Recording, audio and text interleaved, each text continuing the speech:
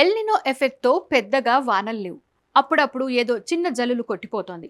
కానీ ఈ కొద్దిపాటి వర్షాలకే రోడ్లు మాత్రం గుంతలమయం అయిపోతున్నాయి.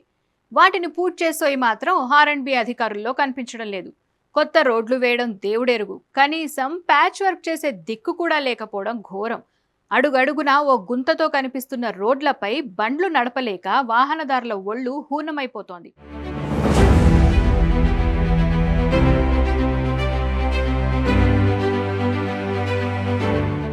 మేడ్చల్ జిల్లా గండిమైసమ్మ, కిస్టాపూర్, షామీర్పేట్, మూడ్చింతలపల్లి, కీసర రోడ్ల పరిస్థితి మరీ అధ్వానంగా ఉంది.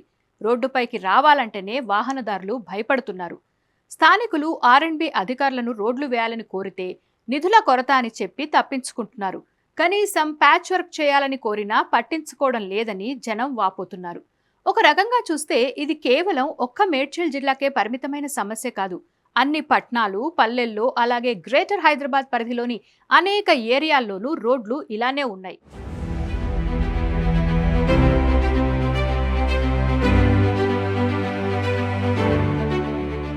ప్రభుత్వం స్పందించి వాటికి కనీస మరమ్మతులు చేయాల్సిన అవసరం ఉంది.